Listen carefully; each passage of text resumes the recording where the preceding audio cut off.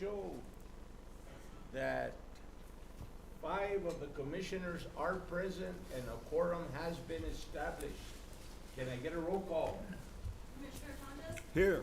Commissioner Chenoweth? Here. Chairman Adams? Here. Commissioner Taylor? Here. Commissioner Lundstrom? Here. And with that, we'll go to the Pledge of Allegiance, and we don't have a flag, but we have it on the screen.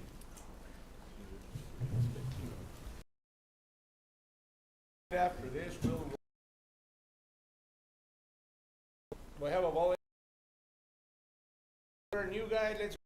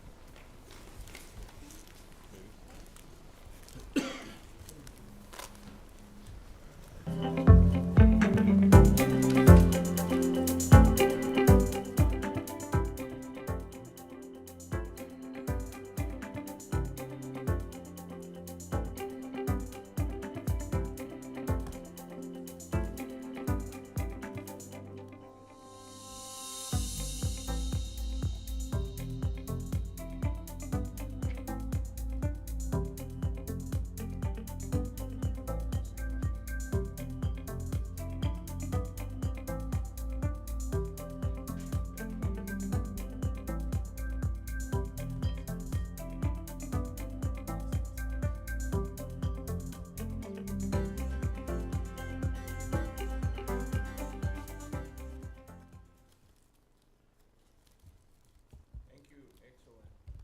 Before I go on, good morning.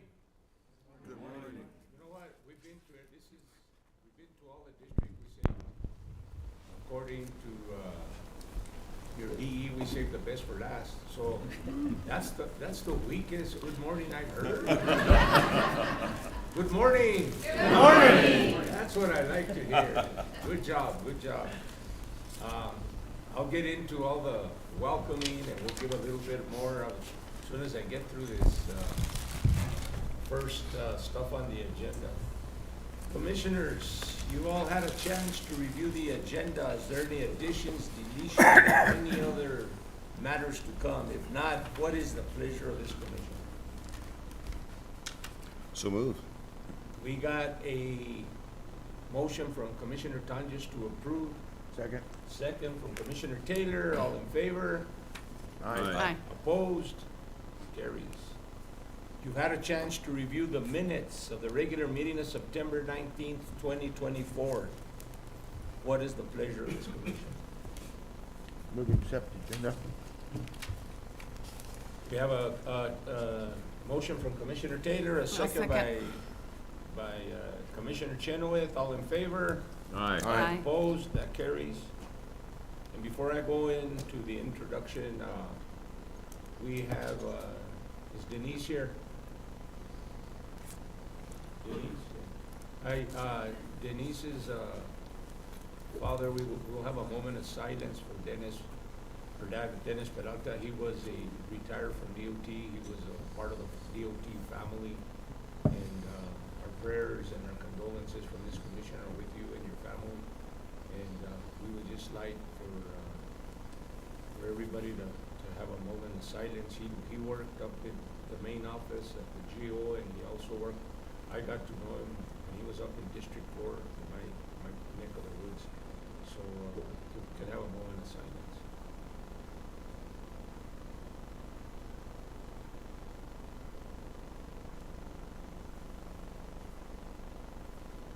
Thank you. And with that, we'll go on to the introductions. Secretary. Well, Mr. Chairman, Commissioners, it's a pleasure to introduce our new Deputy Secretary for the Department of Transportation. He's not a stranger to our organization and definitely not a stranger to the industry and the work that we do. When you hear about Mo's experience, you'd swear that he's 180 years old. because he's just done so much between his work for the Department of Transportation, his work for TxDOT, his work in the private sector, his work doing bridge inspections for NMSU, and most recently his work as the engineer for Doña Ana County. And now he's back. The Department of Transportation, him and his wife, generously relocated from Las Cruces to Rio Rancho, where now they're closer to grandkids, which is a wonderful experience. But that's an investment in our organization and certainly underscores a commitment to this role. And so I want to thank him in front of everyone, and I want to ask for Deputy Secretary Mo Mobet to take the podium and tell us a little bit about yourself. Round of applause. Thank you.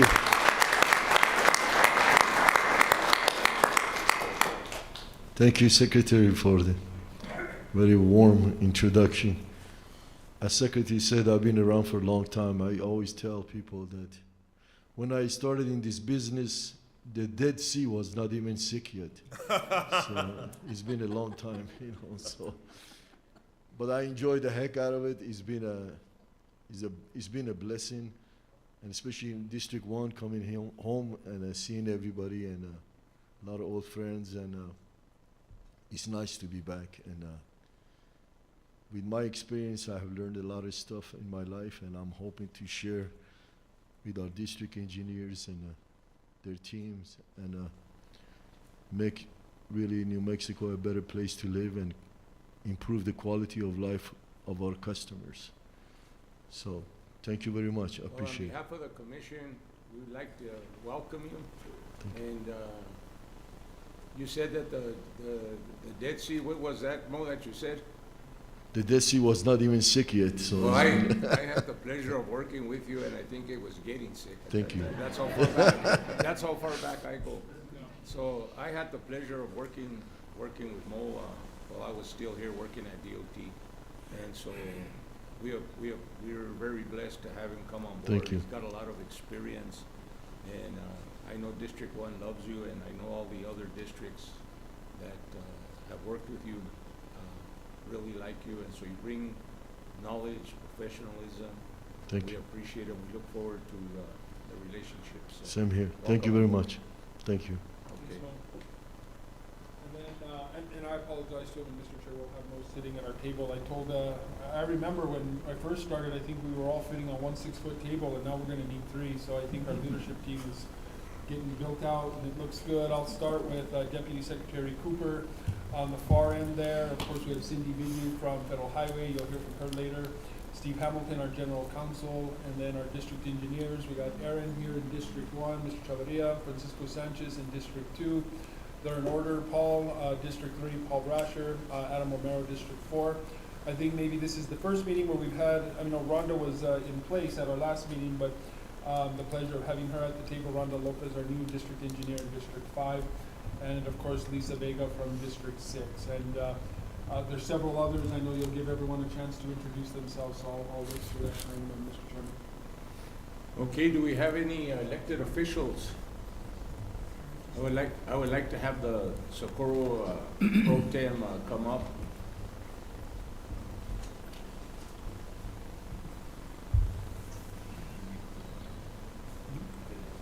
Members of the commission, Mr. Chairman, on behalf of Mayor Basker, the city of Socorro, and myself, we would like to welcome you to Socorro and thank you for everything that you do.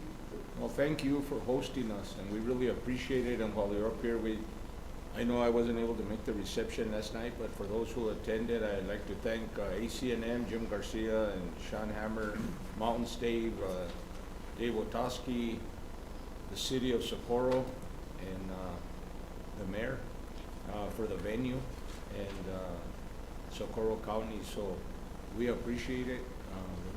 Fine facility, and we're glad that we were able to come here. So on behalf of this commission, thank you for being here this morning, and thank you for everything you've done with us. Thank you as well. Have a Okay, good day. thank you. Anyone else? Any elected officials? With that, we'll go ahead and do introductions of the commission members, and I'll start with Commissioner Tonjes. Yes, sir. Thank you. Gary Tonjes, live in Ruidoso, and represent District 2, Southeast New Mexico. Also want to recognize from last night Albuquerque Asphalt for their support as well. Good morning. I'm Helmut Scheinoweth. I'm the Commissioner for District 3, which is the Albuquerque area. I'm so happy to be here in Socorro this morning and to get to talk to all of you this morning. Thank you. And I'm Walter Adams. I'm from District 4 Commissioner, but for those that, I know some of you in here, I work side by side with you. I worked here for 42 years before I became a commissioner. Now with the 6 years I've been here, that puts me at 48.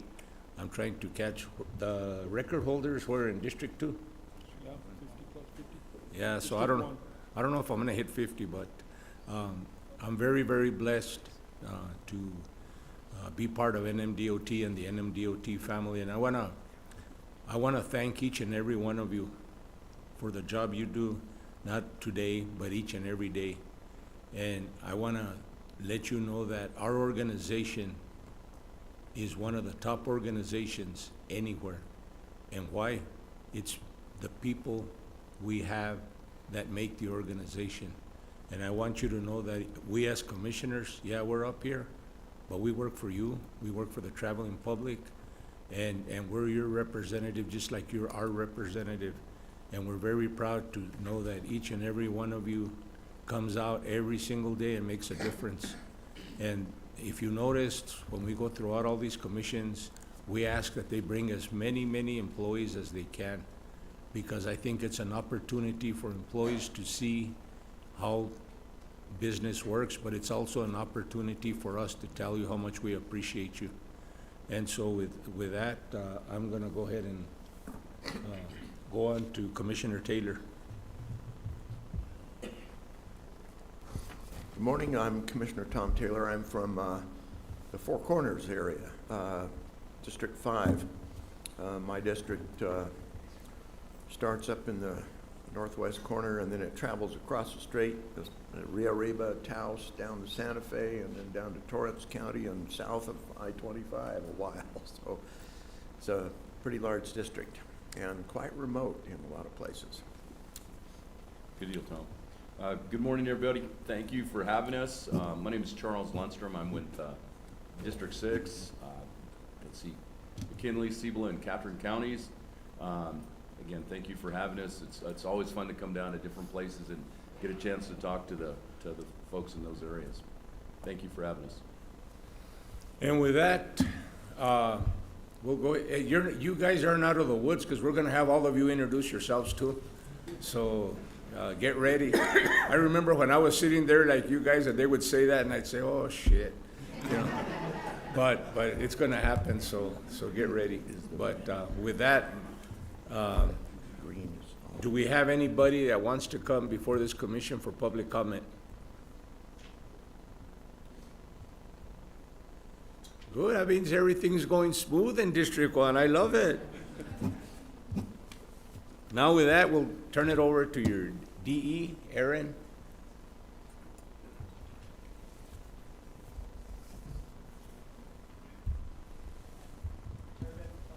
Chairman Adams, Commissioners, Secretary Serna. Well, good morning and welcome to District 1. We're honored to have you guys here today. Mr. Chairman, you know, I've been in this position for almost 2 years, and, you know, listening to you at every commission meeting, acknowledging our employees and making it known that we're here for them. It's a great morale booster for me as a district engineer, but for our employees to hear you say that. So I really appreciate that tradition that you started, and I hope it continues with the future commissions that we continue. Are we going somewhere or what? Hey, you heard something I did. Well, you said you weren't going to reach 50 years. Okay, just joking. Yeah, and I would like to thank the City of Socorro for hosting us here. We've had several public meetings here as a district. It's a great facility, so we really appreciate them letting us use this facility. I want to thank ACNM for the reception last night. You know, obviously without their sponsorship, those type of events wouldn't be possible. I've been here for almost 2.5 years in this role. I'm proud to be the District 1 engineer. I've been with the department for 23.5 years. All that we do as a district, it's attributed to our employees. And the actions of our employees is a direct reflection of the management team, which is my staff. I would like to introduce my staff really quick, if that's okay. That's what we're here for. I wanna meet them all and see them all. You know, Adam, now that I'm going around and I come to meetings, most of the people that I knew are no longer, they're retired and they moved on. And so I talk about NMDOT family. Well, all of a sudden I'll be talking to some construction guys or maintenance guys or IT guys, and, well, did you know my dad, and did you know my grandpa, or did you know my uncle, or did you know, and it's, I love that we continue to have generations of family working here at DOT, and that's why I call it a DOT family. And so that's why we appreciate you so much. And I just want to say one thing. This commission, along with the secretary, one of the things, when I was sitting in your spots, one of the main things was salary. And that always continues to be a big thing, is salary. The legislature controls the salary. We've gotten great support from the governor. The governor has been great with us, and we've been able to go to her, and if you notice, things have really, really improved. Can they improve more? Heck yeah. I still think that we're underpaid, but that also tells me that the people we have working here, they're not here for the money. They're here because it's a passion and it's something that they love to do. And I'm telling you, we spend more time with each other than we do sometimes with our own families. So sincerely, I just want to say that we're continuing to do our best, and that's what we do, to make sure that your life is better, to make sure, because I know what it is to be from check to check on survival mode. So I understand it, and everybody up here understands it. So we're gonna do what we need to do to make your life better, with, whether it's with, you guys got bonuses last year, and the secretary fought for that, and that was great. So anytime that we can put we can't control, like, again, the salary, but anytime we can give you a perk, a thank you or whatever, we're gonna do it, because you guys deserve it. So with that. Thank you, Mr. Chair. So our business manager, Adrian Apodaca, please stand. Our maintenance engineer is Leo Montoya. Construction engineer is Earl Franks. Our engineering support manager is Harold Love. I worked with both Adrian and Harold. And Harold, you pushed like hell when we were playing basketball. I'm not gonna forget that. He's in line for the record for longest term employee as well. How long have you been here? 41 years. Yeah, you won't catch me. And then our PIO officer, who takes care of the venue and everything else having to do with this meeting, is Amy Evans. And then we have Lulu Lopez, who is administrative assistant to the DE. I have a great management team, and I couldn't do what we do. The district wouldn't be where we're at without this great management team. So I'm really appreciative of their dedication, their efforts, and like you said, Chairman, their passion to come to work every day. Let me just acknowledge Amy before you take off. I want to acknowledge Amy. I worked with Amy too through the best practices and all that, and you always do a fantastic job, and I know you were part of putting this together, so on behalf of the commission, thank you. I want to give a shout out to our IT people here. They come in, they come in the day before, they make sure that everything is set up, and so we appreciate them. And so thank you for the work that you do. So with that, Adam, Aaron. So- No, that's what I said. He's trying to throw me off track. Yeah, Hey, I have an ear plug, so I can't hear on this side. So yeah, the the comms team, obviously they do a great job, and I think Miguel can attest after he has to record my presentation. But we're honored to host the meeting here in District 1, and I'm excited to show you guys what District 1, what all of our employees have accomplished, what the district has accomplished. And before I start the presentation, Mr. Chairman, I would like to request that after the presentation, the opportunity to introduce the employees that are joining us today from District 1. All right. So with that, we'll start the presentation. Chairman Adams, Commissioners, Secretary Serna, bienvenidos. Welcome to District 1.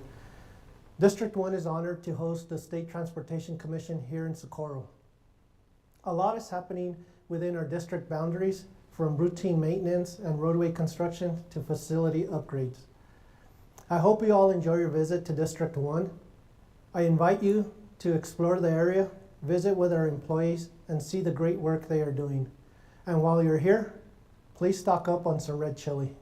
District 1 staff, I couldn't ask for a better team. This group is responsible for managing their respective areas and consistently meets NMDOT's mission and vision. They handle their responsibilities exceptionally well, and it's a pleasure to work with such dedicated individuals. The team brings together over 155 years of combined experience, showcasing its diversity and expertise. Serving as your district engineer, it's been a great experience in being part of such an amazing team. I'm Aaron Chavarria, and I'm serving as the district engineer. It's been a great experience, and being part of such an amazing team has been a fantastic opportunity. Leo's program oversees 183 permanent positions. Leo brings extensive experience in maintenance and construction to this role. Earl Franks serves as a district construction program manager and oversees a program consisting of 49 permanent positions. Harold Love is the district engineering support manager. He is considered the cornerstone of the district, bringing over 41 years of experience as an MDOT employee. Adrian Apodaca is the district business manager, managing a program with 45 permanent positions. He has held this position since 2005 and is highly effective in managing the district's financial operations. Amy Evans is the district public information officer who works tirelessly to communicate important information to the public. She is the most informed employee in the district, and we can always count on her for assistance with public relations, organizing special events and fundraisers, and leading our HEA chapter. Lugarda Lulu Lopez is an administrative assistant to the district engineer. She faces the most challenging role in the district, navigating the complexities of organized chaos, and with her most difficult task being managing my requests. District 1 borders Arizona on the west and Texas on the east. The district shares approximately 180 miles with Mexico and has 3 international border crossings, one in Antelope Wells, at Columbus, and Santa Teresa. The district is headquartered in Demi, New Mexico. It encompasses 6 counties, 2 interstates, 4 U.S. routes, 84 New Mexico routes, over 6,000 lane miles of roadways, 12 rest areas, 2 MPOs, 2 RTPOs, and 1 tribal government. There are a total of 297 permanent positions at the district, 278 of which are filled. District 1 has a combined district budget of $44.4 million and currently has $308 million of ongoing projects. Program support sections managed by our business manager, Adrian Apodaca. Program support is essential for keeping district operations running smoothly. Without this team, our field operations would come to a standstill. Purchasing and accounting, risk management, stores, human resources, equipment shop, dispatch, buildings and grounds, and our international planner, which is a unique position to District 1. They work extremely hard and often with limited staffing, but despite these challenges, they ensure that everything gets done. Engineering support sections managed by Mr. Harold Love. Technical support section, they do design and development at the district level, our district STIP, survey, and local government. Our traffic section do design and operation for traffic services, permitting, and sign shop. These sections are a central part of our field operations. They are responsible for planning, managing, and operating the district STIP, as well as project development, surveying, and researching archives. They also distribute funding to local entities and manage traffic operations. Their role is crucial to the successful operation of the district at all levels. Construction program is managed by Earl Franks. We have 4 construction crews located in Anthony, Las Cruces, Deming, Williamsburg, and Socorro. They also have the district audit section and district materials lab. The construction program currently has over 20 ongoing projects totaling approximately $308 million. Overall, a very small group to manage a large number of projects. The program's dedication, efficiency, and expertise is truly commendable. We've completed approximately $71 million worth of projects this past year. Here are some significant projects I'd like to highlight. I-25 Business Loop 11 Roundabout Project. We have a few rehabilitation projects on I-10 and I-25, and we also have a bridge preservation project on I-25 within Socorro and Doña Ana counties. The district currently has $308 million in ongoing construction projects. We have our US 70 Main Street project in Las Cruces. It's a bridge replacement project. New Mexico 101 University Avenue project in Mesilla. It's a roadway reconstruction project, and it sits right in front of Zia Middle School. The project will entail walking paths, street lighting, and sidewalks to make it safer for school access for children walking to school, and the community could not be happier with the added safety. And our US 180 widening project phase 1, which is adding capacity to US 180, going from 2 lanes to 4 lanes. Projects in development of significant recognition. New Mexico 213 Corridor Capacity Improvement Project. We are going from 2 lanes to 4 lanes, and it is significant to the region because it will tie in on the Texas side, and TxDOT is constructing a new facility that will be a bypass road into Texas and connecting to Loop 375. Our border highway connector is a new roadway connecting Santa Teresa and Sunland Park. This roadway is going to be a significant improvement because it adds an alternate route to the region, and also the Santa Teresa Port of Entry is undergoing a feasibility study for modernization and expansion. And our other project is our electric vehicle charging stations on I-10 corridor. It's an $80 million project, and we will be constructing 2 charging stations, one in Lordsburg and one near Vado. Each location will have 27 charging stations. 9 of those charging stations will be pulled through for heavy vehicles. In February of this year, we completed our TPAS project, or our Truck Parking Availability System project. This project is multi-state, California, Arizona, New Mexico, and Texas, and it provides parking availability in advance. I'm proud to say that NMDOT District 1 was the first of the 4 states to complete and implement this project. The project is a critical tool to enhance safety for truck drivers on I-10. Maintenance program is managed by Leo Montoya. Leo is assisted by Jesus Sandoval, Lila Hassel, and Shelly May.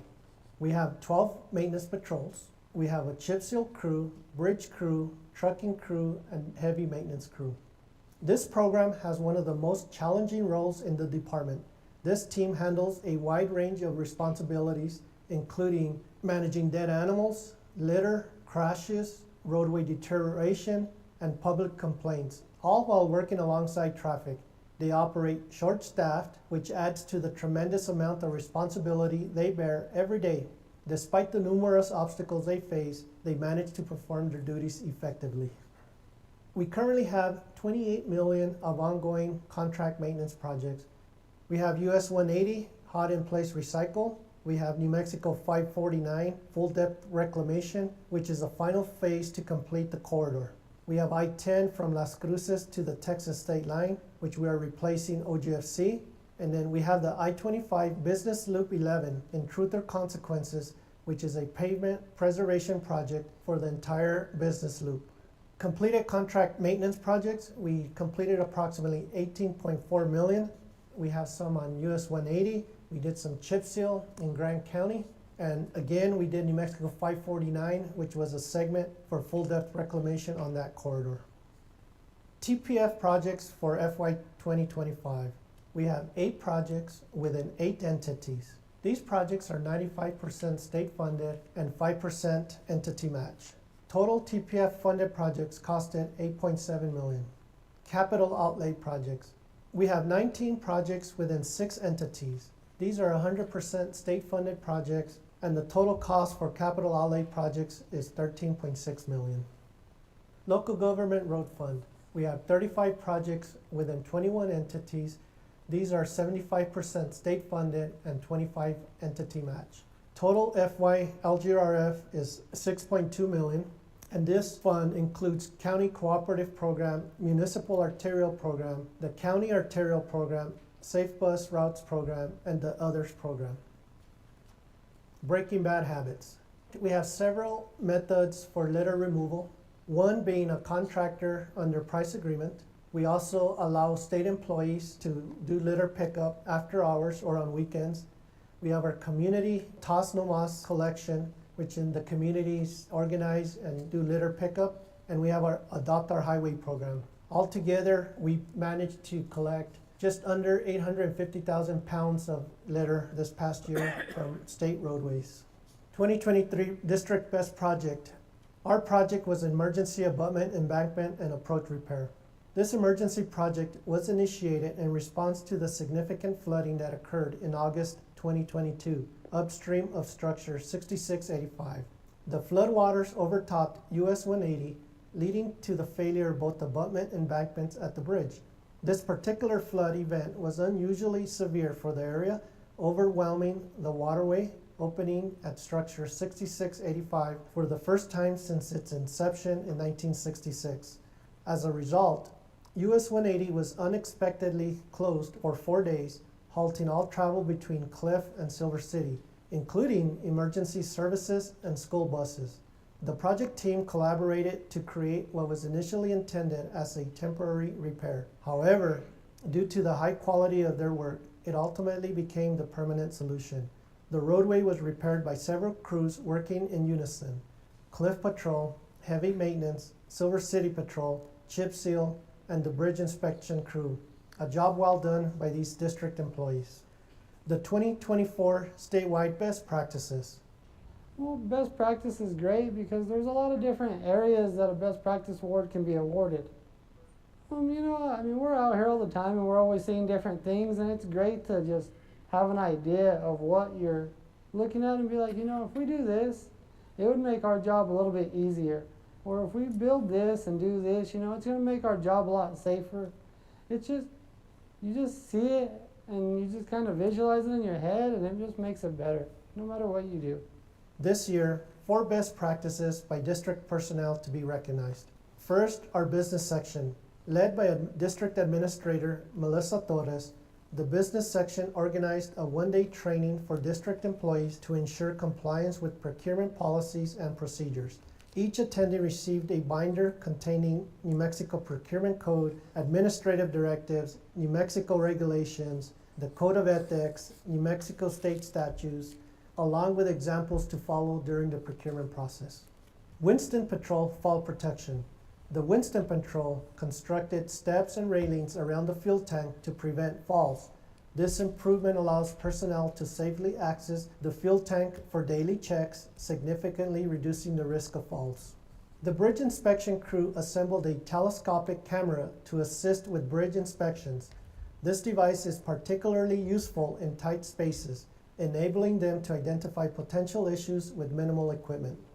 The Deming Patrol utilized a litter removal rake primarily designed for agricultural use to help with litter pickup along the road shoulders. This equipment proved to be highly effective, requiring fewer employees and allowing them to cover larger areas in less time. Due to its success, we have purchased additional units for some of the other crews. 2023 statewide construction project of the year, and it was a pavement rehabilitation project on I-10 between mileposts 75 and 84. It was managed by construction crew 4117, Deming Office, project manager Jose Martinez, contractor Mountain States Constructors. NMDOT District Crew 4115 ITS Project Award. Project Manager Ryan Tafoya. The award was given by the ITS Society of New Mexico, and it was for the T-Pass project. The best part, and definitely the most important of my presentation, is the recognition of the state's best employees. We're limited to selecting a few, but we have many that qualify for this recognition. Our 2023 District Employee of the Year, Gabriel Garcia. Gabriel began his career with the New Mexico Department of Transportation through the Technician Training Program. He has worked his way up to his current position as PM2. He didn't start as a model employee, but he changed his approach. Since then, he has become a great employee. Gabriel is eager to learn and improve. Due to his strong work ethic and job knowledge, he is currently detailed to District 3 to assist with ongoing construction program. D1 is a family, and our projects are, like I say, as a team, we make any big project actually look like a small project. Easy to run because of the team that we have, you know, and that's one thing that I miss is that team that we had over there in District 1, or have in District 1. Honestly, District Engineer is mad that I came up here. So I'm surprised. We look forward to having him back. Our 2023 statewide Team of the Year, Crew 4149 Deming Patrol. Not the prettiest group, but this crew is an epitome of teamwork. Under very good leadership, there is no job too small or too big for them. They work well together and are a creative bunch. When they see that there might be better or more efficient ways to perform their jobs, they take the initiative to try it. I'm proud of these guys for stepping it up and making our district a great place to work. The morale here by winning, man, these guys are down to do whatever it takes to be able to win. I know we just did the best patrol. We lost it by 1 point for something, you know what I mean? But the morale just kept the same. And as I brought my plan out to the crew, actually they all stepped up to the plate and we made this patrol make it where it's suitable for everybody here. So everybody did a good job and pitched in and did their part.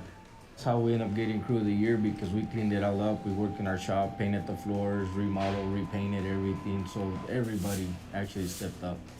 The 2023 Ben Lopez Memorial Statewide Patrol, Crew 4154 Winston Patrol. Not an easy accolade to achieve statewide, let alone with a 4-man crew, but they managed to do it. With all their maintenance responsibilities, the small crew worked diligently to show their patrols worthy of the standards to achieve this accomplishment. Another great example of the dedication District 1 employees exemplify. It was really a great accomplishment, heartwarming feeling to know that a small group of only 4 could do it, because even at the time we were only a group of 3. We were empty, we were down a position at the time. The supervisor we had, Clint Garza, I mean, he was a great guy, great supervisor, and he was really trying to get the patrol back to its glory, you know, making it where it's something to be proud of. Rick Baca is worthy of recognition due to his dedication, loyalty, and service to the department.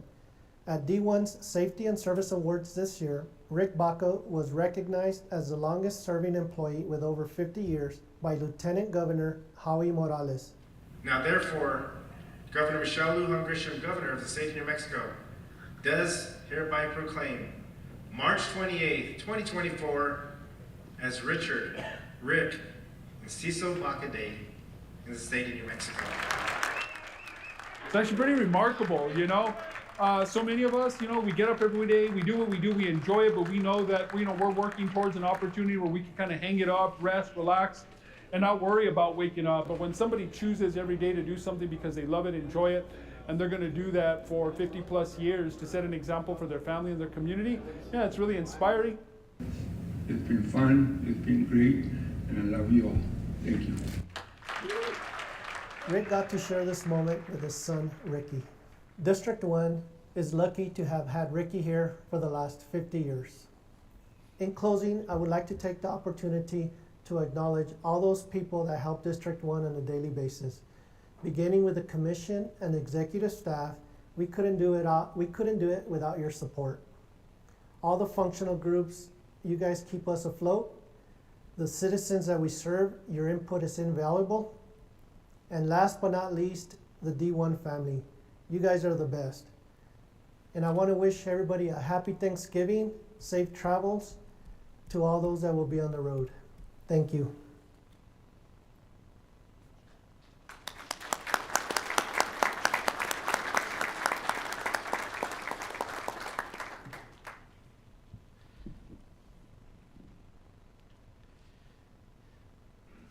Mr. Chairman, before I move on to the introduction of employees, does the commission have any comments or questions for district?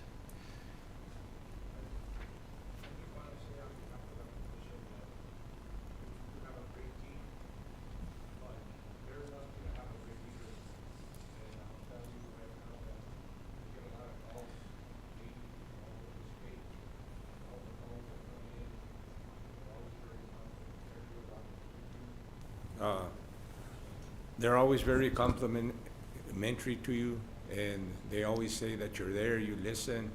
And so, along with your great staff, we have great leadership, so I'd like to commend you on behalf of the commission for the job you do too.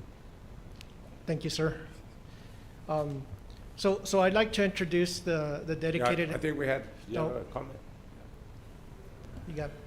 Aaron, thank you. I want to thank you for the work that you do, and I've had the pleasure of going down and visiting with you at the district, meeting with local governments, and I really appreciate, you know, your honesty about what we're able to do and your core value to get to yes until we can't anymore, and so I appreciate that. I do want to share something, and I think it's important. I've gotten calls from all the other district engineers, and they're really upset that they have to deal with a commissioner and you don't. And so I just want, especially Adam, you know, he's really thinks it's not fair.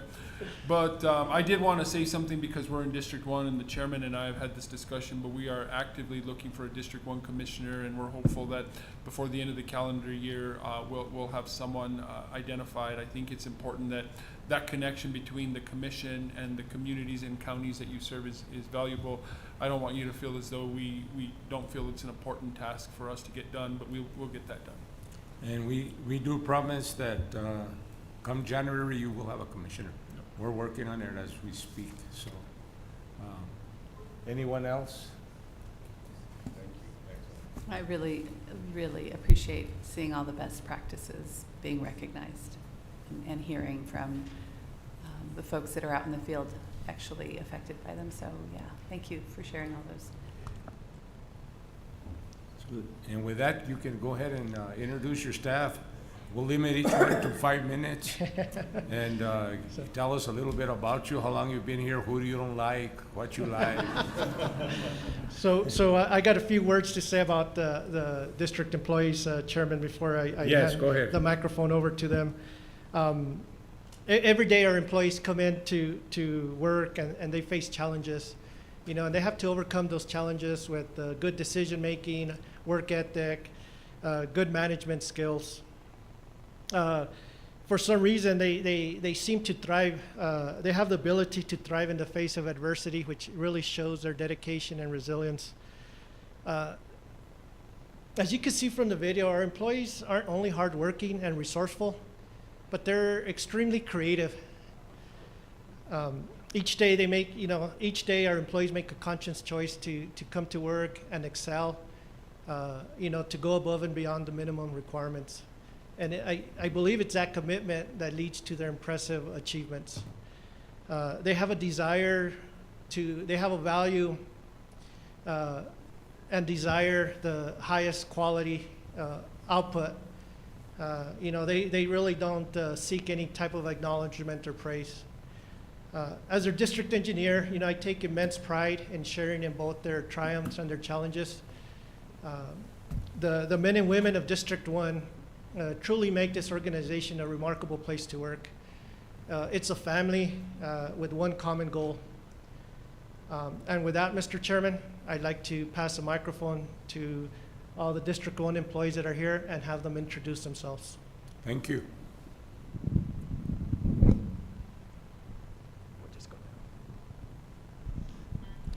Andreas Lenin, I'm the technical support engineer for the district, working directly on engineers, so Mr. Love.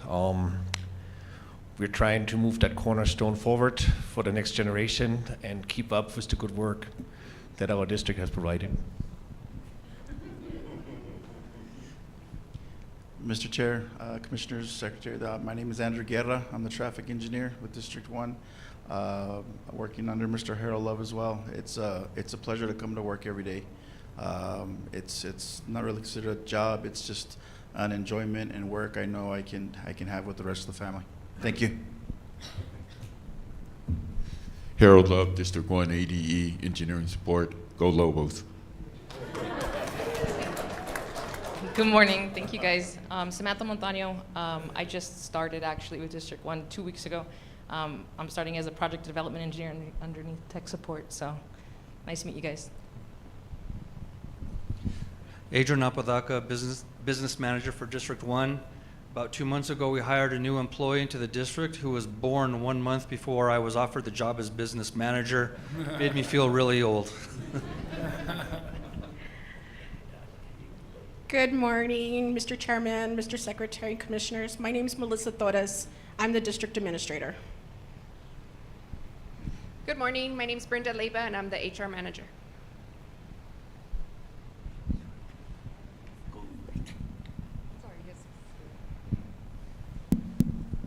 Jesus Sandoval, I'm the maintenance support engineer, work with Leo Montoya.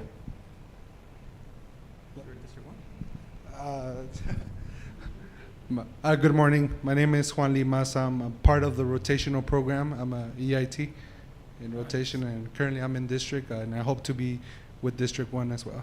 Well, we hope to get you on. That's what that EIT program's all about. Good morning. I'm Edward Almanza. I'm the accounting supervisor. I've been here for 20 years. Good morning. My name is Marna Grado. Been with my D1 family for 2 years, and I'm with HR. Good morning. I'm Monica Grado. I'm with the purchasing department, and I've been with the department for 7 years. Good morning. My name is Vanessa Minus. I'm with a financial specialist in the purchasing department, and I've been with the DOT for 4 years. Good morning, I'm Giovanna Hogina. I'm with the accounting department, and I've been here for almost 3 years. Good morning, I'm Hope Logan. I've been with the department for 11 years, and I'm with the purchasing department. Good morning, my name is Diana Viera, and I'm the training and development specialist, and I've been with the department 5 years. Good morning. My name is Katie Martinez. I work with the HR department, and I've been here a little over 3 years. Good morning.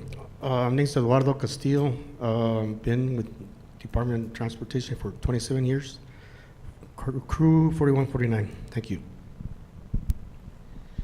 Good morning. Jose Espinosa, D1 Patrol, 1.5 years. Daniel Tafoya. I've been with the Deming Patrol for 11 months. Anthony Mendoza. Been with the patrol for 10 years. Jacob Garcia, 21 years, 4149. Good morning, Spencer Torres. I've been with the D1, the Deming Patrol, for over a little bit, 5 years.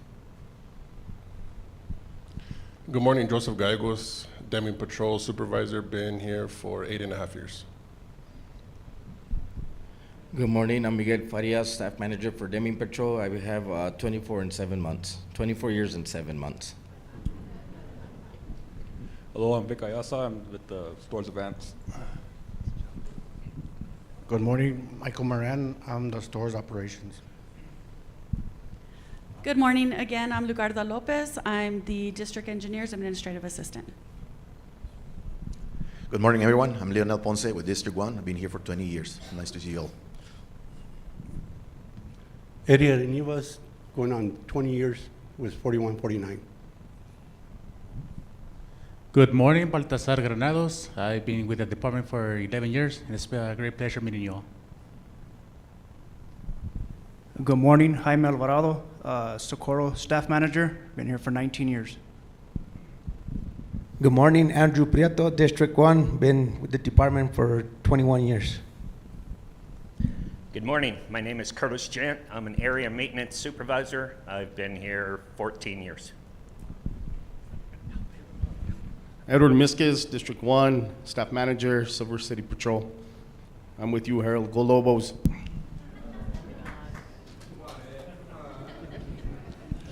Leo Montoya, District 1, AD Maintenance. Earl Franks, District 1, Construction. Sal Garcia, Socorro Project Office, Assistant Project Manager. Jason Henderson, been with the DOT for 23 and a half years. Christopher Castillo, been with the NMDOT for 9 years. Caleb Young, been with Winston for 2 years. Hi, I'm Tino Luna. I've been with Winston for 1 year.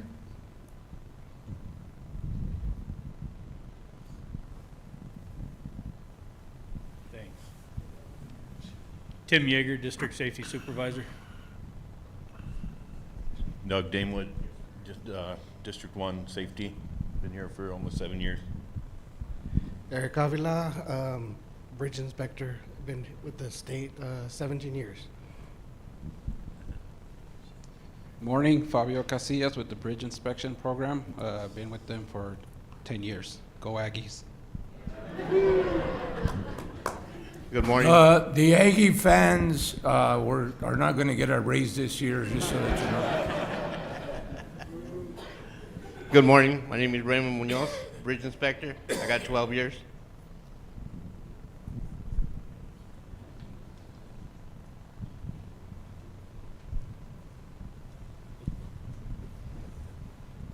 Thank you. And from what I heard, we have a young group here, which is good to see. I saw a lot of 11 months, 3 years, 4 years.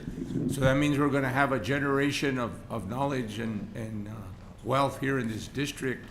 And it's good to see. And I'm sure some of your relatives worked here. That was your path to come to DOT. But, you know, again, thank you for everything you do. Thank you for your leadership. And I don't know if you wanted to take pictures. Yeah, whenever you're ready for pictures, Chairman, we're ready for pictures as well. I'll catch you right before we hit action items, which isn't too long. I know that once we take pictures, a lot of people tend to take off because I know they have things to do. So on behalf of the commission, I'll say it now. I usually say it at the end of the meeting, but I want to say it now that you're all here. On behalf of this commission, we want to wish each and every one of you and your families a very blessed and safe Thanksgiving. So, you know, enjoy your time off, spend time with your families, and then we'll get you back here that Monday morning. When I was working there at the DOT, everybody on Fridays used to say, "Oh, it's Friday." I walked down the halls, "It's Friday," and I used to tell everybody, "Yeah, 2 days closer to Monday," and they'd get bummed out. So, with that, we'll go ahead and hit it there. Thank you again, and thank your district, thank your employees. Thank you, Chairman. With that, we're going to go ahead and move on to the secretary report. Thank you, Mr. Chairman. I just wanted to do one more thing here, just to show you how much the employees in District 1 like Aaron. One of them actually dressed up as him for Halloween. They made his head smaller so it would fit in the picture. But you know that your employees like you when they're willing to put your face over theirs. So good job, Aaron. Obviously, you got some fans in your organization, but I want to thank the districts who participated in the GO for our Halloween celebrations. It's important to remind ourselves every once in a while that it doesn't have to be all work. In fact, if we don't get along outside of that, we can't be as productive as we are. So good job, D1. I think that one placed, right? Was that first or second place? I can't remember. Scariest costume, Aaron. Well, what are you doing taking a picture with them? Yeah, that's me there. At the end, okay. Okay, thank you for throwing that out. A number of things, Mr. Chairman, Commissioners. Right now we are in the midst of a soft rollout for a litter and pothole app that we're kind of piloting. The comms team, the IT team, and some contractor support have put together an app that allows essentially the traveling public to report to us when they encounter litter or pothole on a state roadway. And so the soft rollout has allowed a handful of us to make those reports. We have our ADEs on the back end that are receiving those reports. And throughout this soft rollout process, we're looking to make sure that one, that communication between the ADEs and the patrols to go out and address the concerns is happening pretty seamlessly, and two, that the app is functioning the way we want it to. So it fundamentally allows you to pin drop at your location where you see litter or potholes in the roadway. And if you're not able to pin drop it while you're on the roadway, which is not the safest measure, you can stop at whatever destination you're going to, and then you can pin drop it afterwards and send it back to wherever it was you saw it. So we look forward to launching and rolling that out. As you know, now during the winter months, after we get a storm and the roads are clear, the temperatures drop again and we get a lot of potholes. And so this will be a way to help us kind of stay on track of our biggest issues. As you all know, a couple of weeks ago we got our first winter storm. It was pretty significant and hit primarily District 4, District 5, but District 3 also had a lot of snow.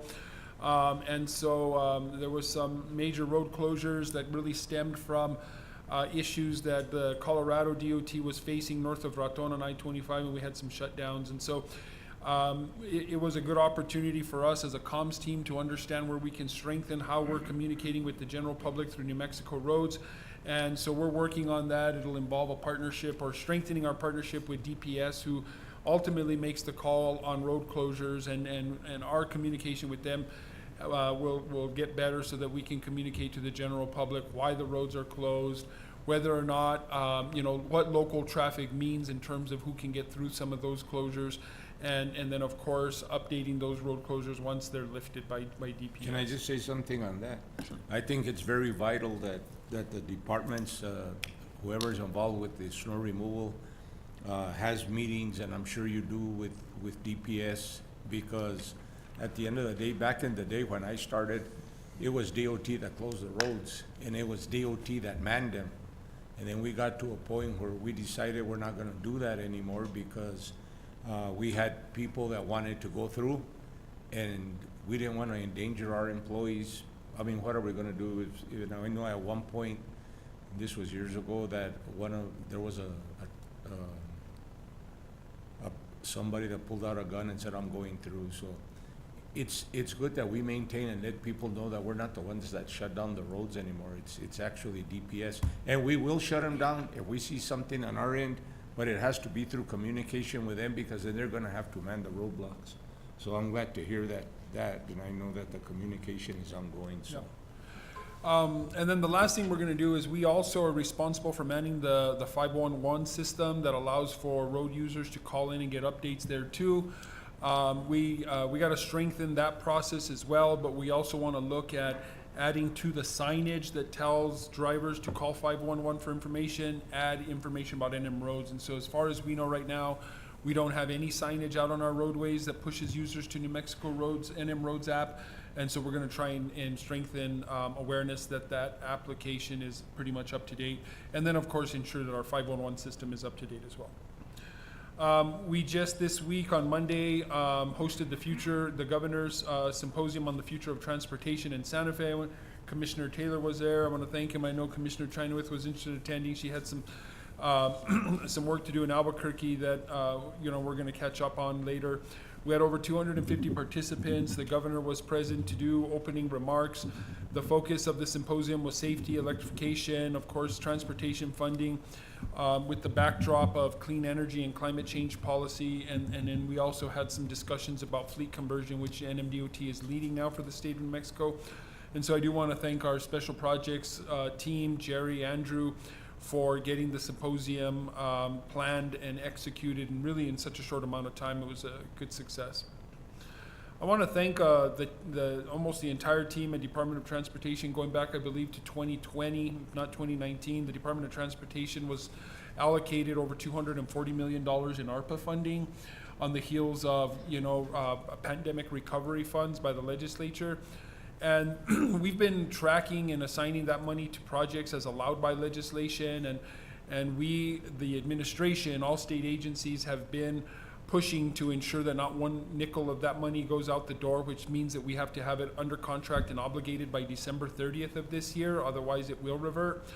And so I think in the next week, if not by this week, we are going to essentially issue a purchase order on the last $13 million for rest area project that we have. I want to thank John and Rick. I want to thank Christina and our purchasing team, Mallory, who helped get that money out the door. But I believe if that DOT may have been received the most appropriations from ARPA or single agency. I don't want to say I know for sure, but $240 million is a significant amount of money. Get it out the door, make sure that not a nickel of our money goes back to the federal government. So congratulations to our team to getting that money obligated and spent on time. As you all are aware, the legislative session is coming up. Unless you guys have heard they're going to cancel it. Anybody hear that? Nobody? Okay. And so we're going to have obviously some priorities the way we do always. One of those in terms of legislation, of course, is going to be the speed cam legislation, authorizing DOT to place speed cams on its own roadways. This is a discussion that, you know, we've had several times, our ability to authorize local governments to put speed cams on state infrastructure, but we haven't been able to establish, you know, legal authority to do that presently.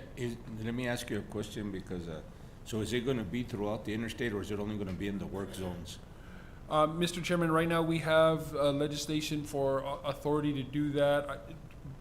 Carte blanche on state roads, and I can ask Steve to correct me if I'm wrong. I know he drafted that legislation. So that would be that they would be able to place them on any state road? Yeah.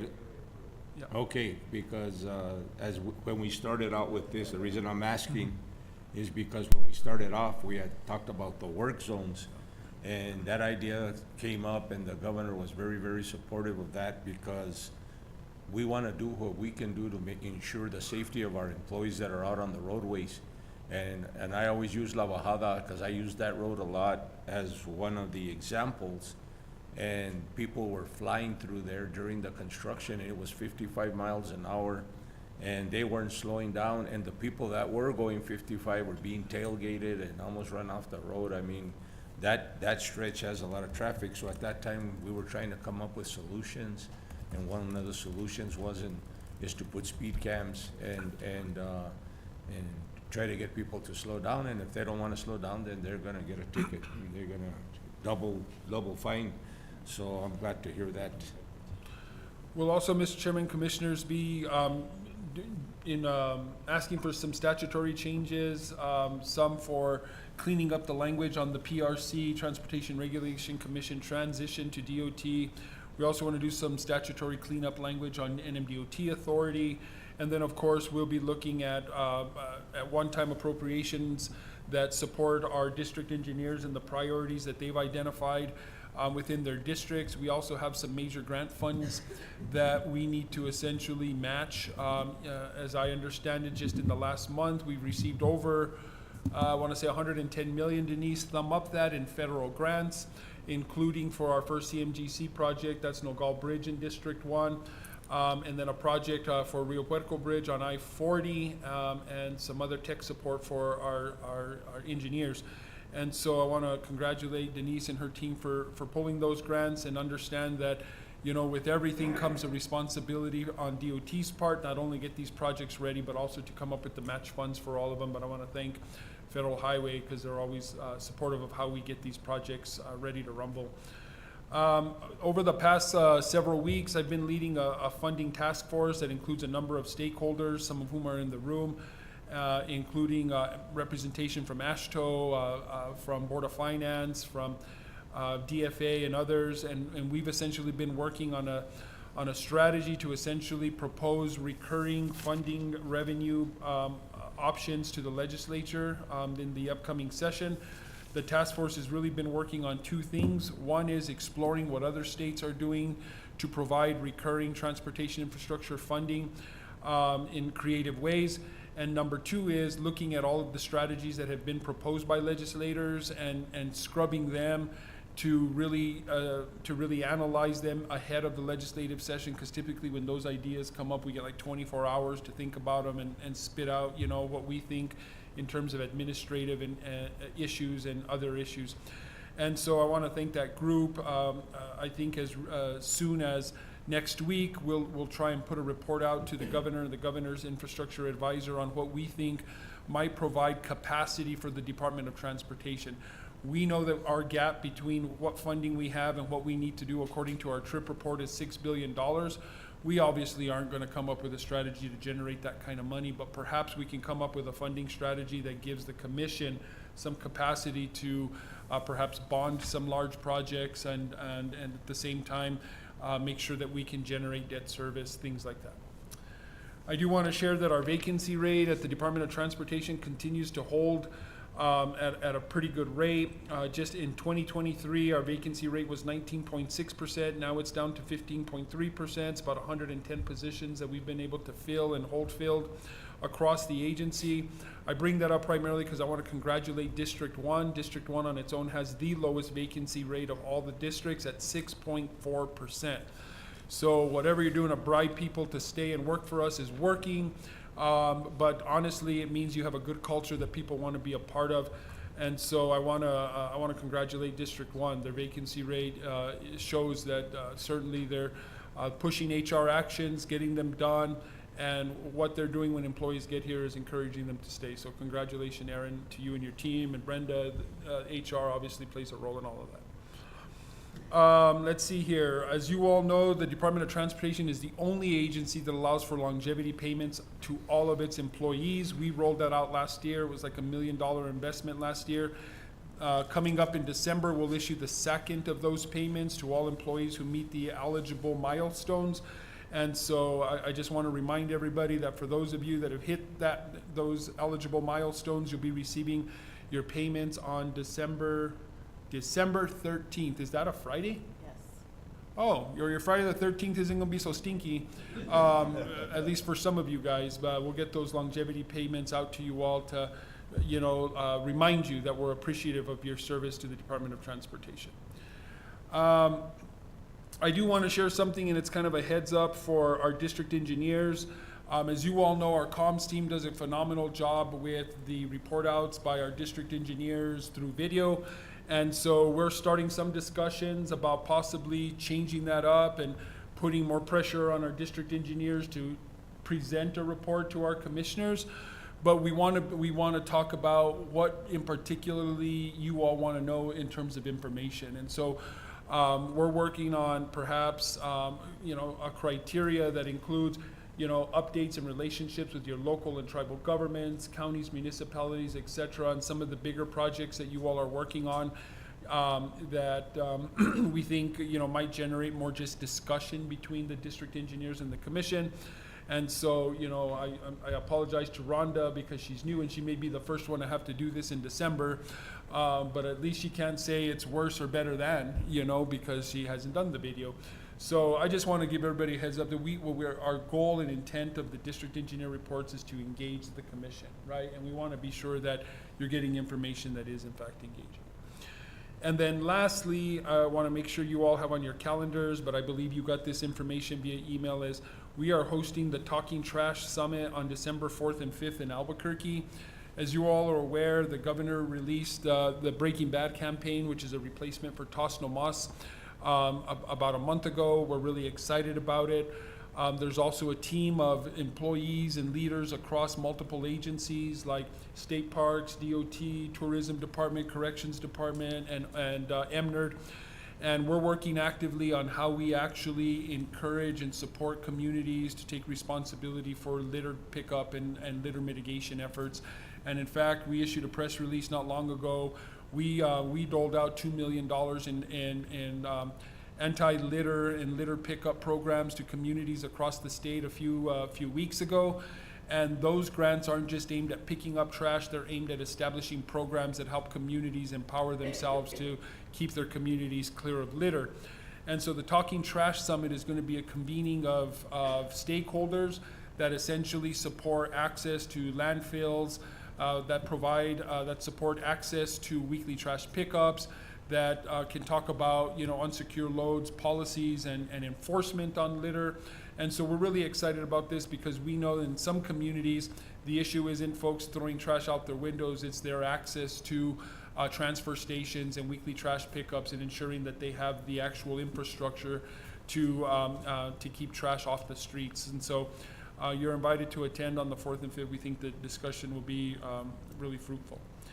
I think that's it, Mr. Chairman. I'll stop there and answer any questions you all may have.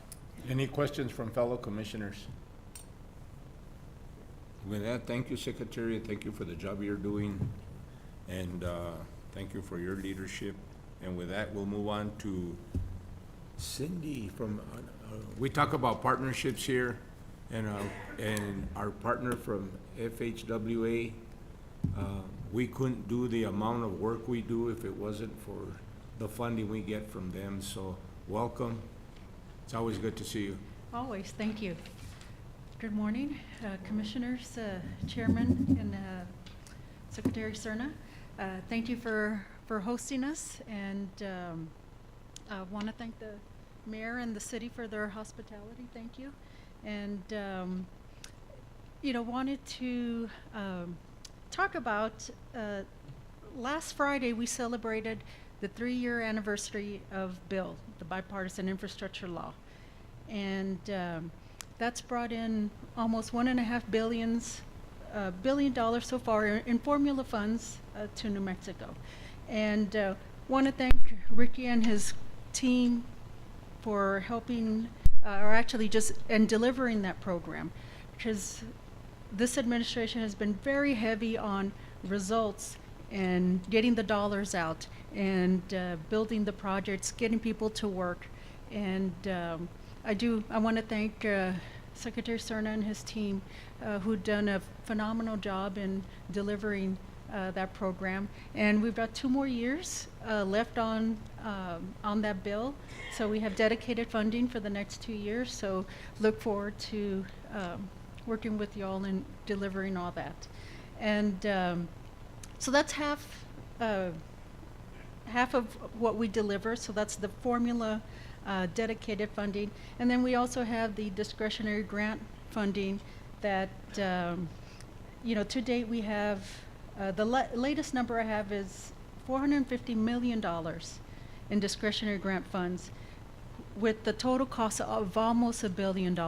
So that's, kudos to you and your team, that's huge. That's a lot of money for here. And I know Denise is managing that program, doing a fantastic job in delivering all that, because they're really priority projects for the state. And you know, thank you for all everything your team does, and all the work that we are doing to improve the lives as well for all New Mexicans, and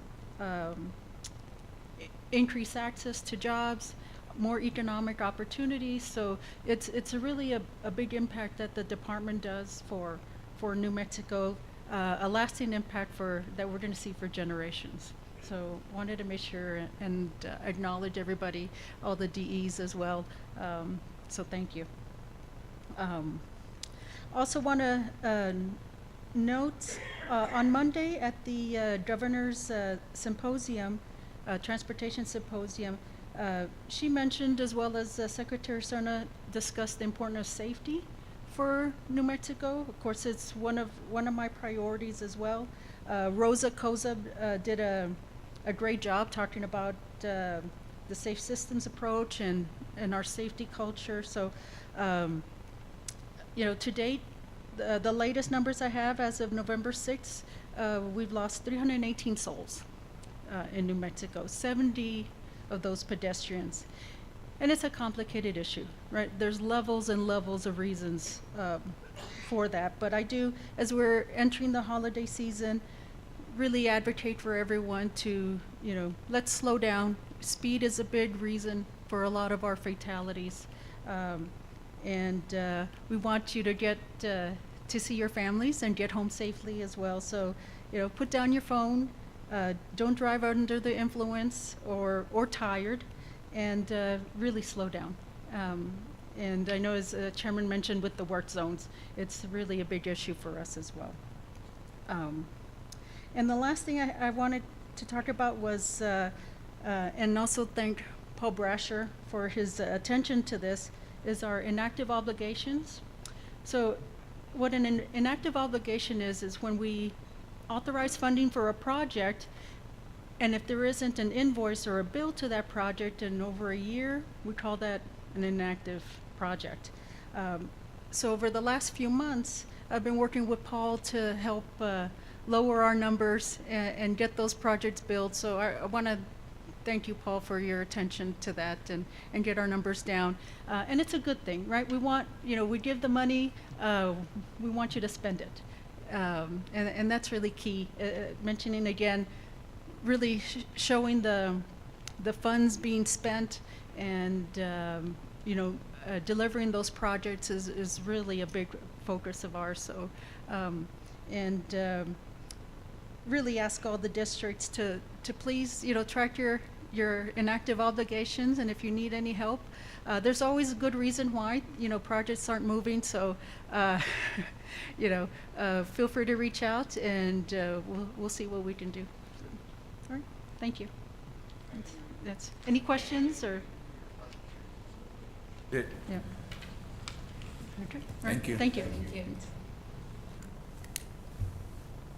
With that, we'll go ahead and move on to Mark Lovato. Oh, Mark. Morning, Mr. Chairman, Mr. Secretary, Commissioners. Going on to page 55. At the top of the page, we are currently holding around 31.7 million for debt service. You do have a December 15th. It's an interest-only payment. That'll be $14 million that'll come from those funds. In that middle of the page, you'll see you have 190.5 million. That is money for projects. And at the bottom of the page, you have a $50 million line of credit. That line of credit is for your BNSF escrow requirement. That line does expire on June 30th, but there is some language in the agreement that line needs to be extended 6 months prior to that expiration date. That means it needs to be extended by the end of December. We have been working with Wells Fargo on that extension. I did get the preliminary draft agreement yesterday. There are no changes to the line to the agreement outside of your fee. It'll go from 19 basis points to 22. That's about $15,000 more a year. But to be able to get this done by December, it would require 2 resolutions, one from you guys and one from our board. We do have a December 12th board meeting, which will be presented for that, but we would need your resolution prior to that. With the resolution, yes. Okay. So we can work on logistics on how we can get that resolution approved by the STC. Yeah, I think, Mr. Chairman, if Mark buys breakfast and lunch for that meeting, we should be able to pull something together, but. Then we're good? Yeah, we're good, yeah. But we were planning on a special for an additional action at some point in December, and so we can add this to the mix. Perfect. Okay. So, before we go on with that, and it's a little bit off course, but since we're on that, if you're gonna schedule a special meeting in December, for this, I would also like on that agenda to be the locations for next year's meetings. And, we would have Christine call all the commissioners, get places where they wanna host next year, and that way we can approve that for moving into January, so we will have our meeting. And since we don't have a District 1 commissioner, Aaron, maybe we'll get with you for some suggestions and figure it out but we'll give you a call, or the secretary will give you a call, and we'll figure it out. Okay, Mark. Perfect. And finally, on page 57, at your pleasure, you can look at that graph. It just shows your outstanding portfolio. You have $580 million outstanding, very level debt service at about $111 million a year, and going out 7 years. It's a rapid decline in the portfolio. With that, it's time for any questions. No, everything's looking good. Everything looks and great. So, is there any questions from fellow commissioners? Any comments? If not, Great. thank you, Mark, for the fine job you do. Thank We you. appreciate it. With that, we'll go ahead and move on to Rick. Good morning, Mr. Chairman, members. Rick Padilla, Executive Director. Mr. Chairman, I'm here this morning to have the honor and the pleasure to announce the Best Project and Best Patrol. Mr. Chairman, there were two Best Project candidates, one out of District 6 and one out of District 1. And please allow me, I'm going to give you a little synopsis of those two projects if you can, if I could. Go ahead.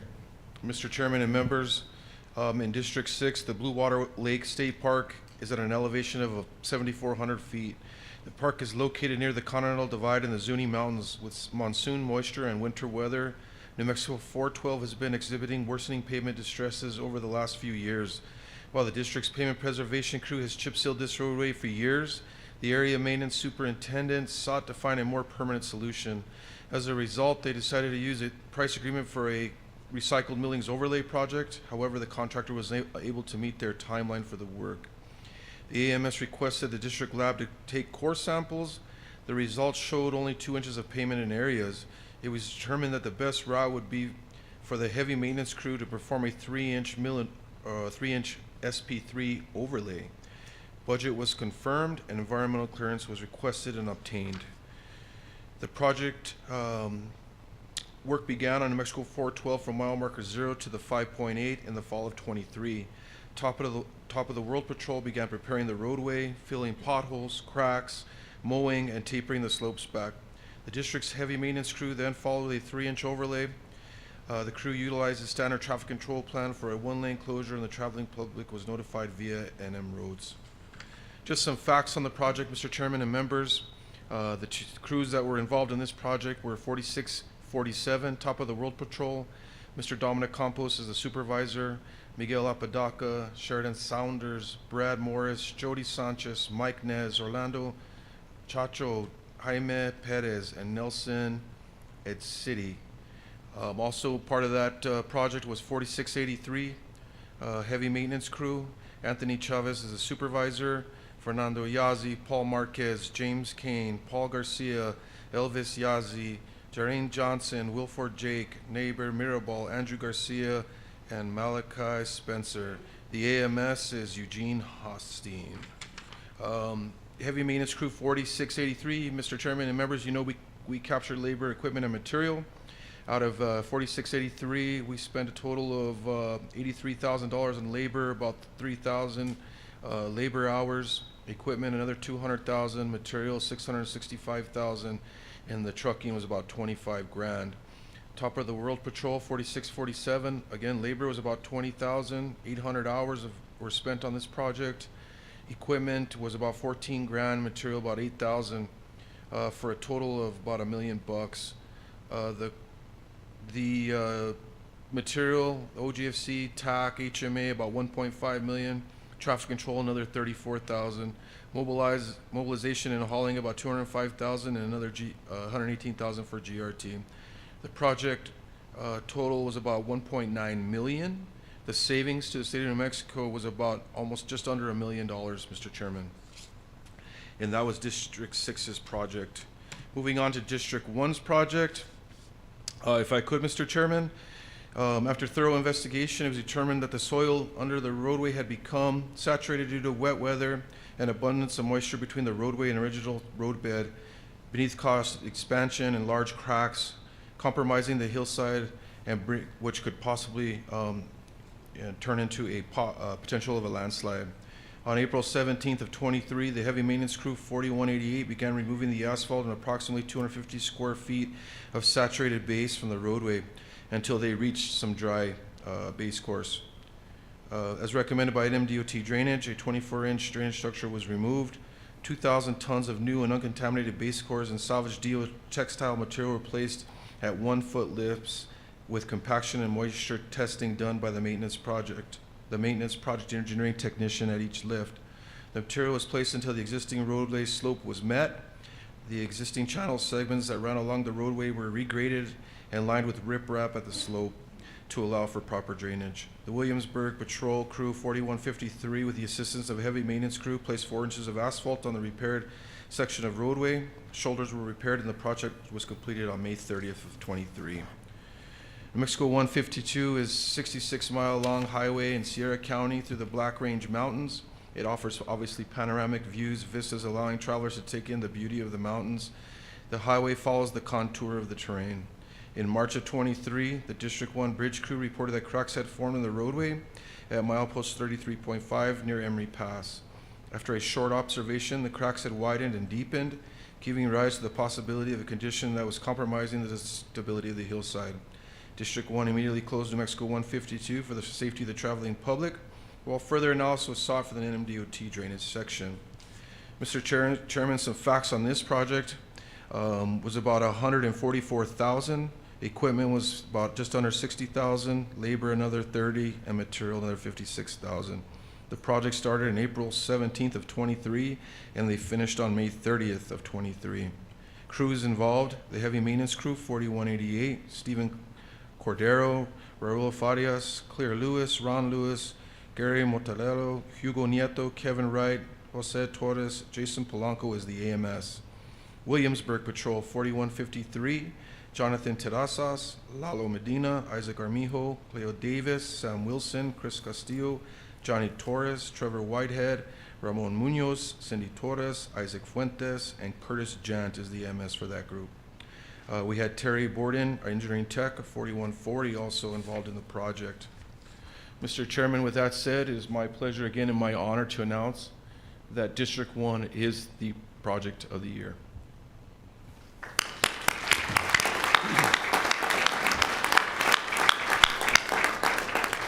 Mr. Chairman, I think it's fitting since we're here in Socorro, but they did a tremendous job, and our hats off to them as well. Oh, and I just want to congratulate them, but I also want to recognize the other district that had submitted, because people need to understand that when we do these projects, if we were to go out to bid or to contract, it would cost probably millions.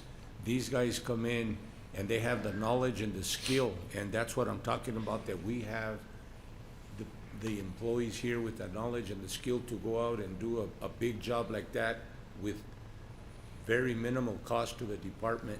And so I think that it's very commendable. Congratulations to both districts, and congratulations to the winner for here in District 1. So this is an important part of what we do here. And so thank everybody involved. Thank you. Absolutely. Thank you, Mr. Chairman. Like you said, that knowledge, I think most of that knowledge was gained at New Mexico State University. Go Aggies, right? He's not getting a raise either. Yeah. Mr. Chairman, we will move on, and members, we are going to now announce the Ben Lopez Memorial Best Patrol Award. The Ben Lopez Memorial Best Patrol Award was established in honor of Ben Lopez, a dedicated patrol supervisor who tragically lost his life on August the 18th of 2005.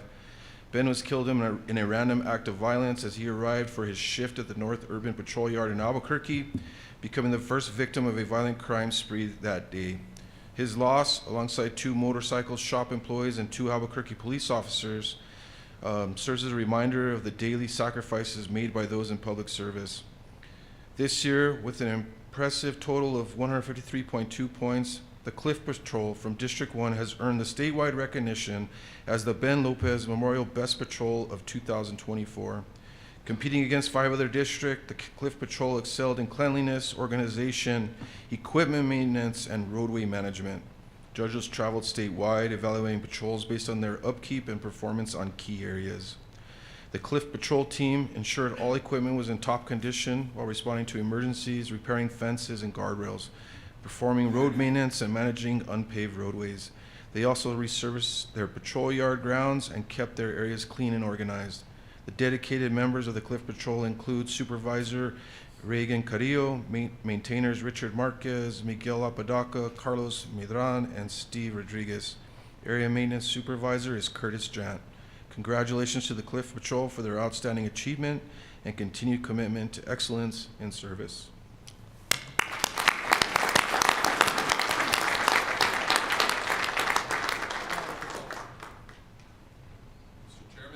again, it's my honor and my pleasure to give them the trophy. Do they get to keep that, or they just for the year? Mr. Chairman, it's for the year. Okay. That's very nice. And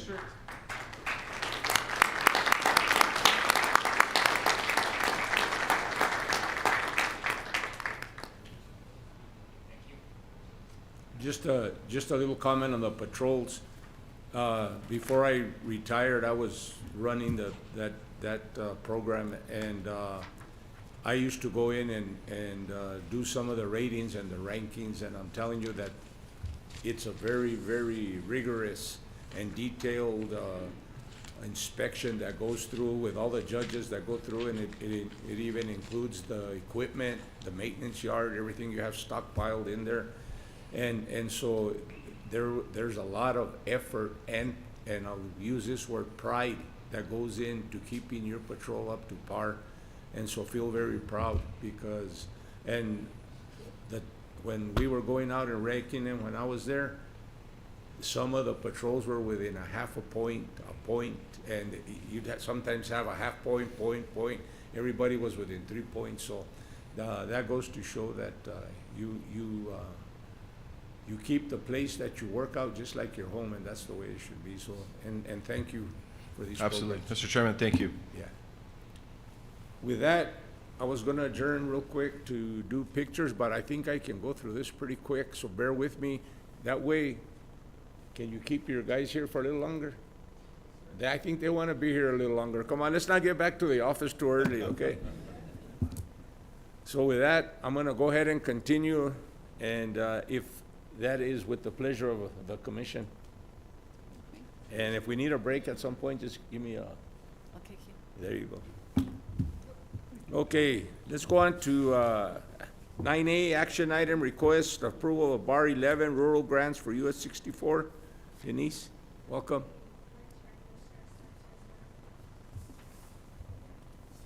So I'm here to present, FY25 Bar 11. This bar is to increase the budget authority by $37,420,904.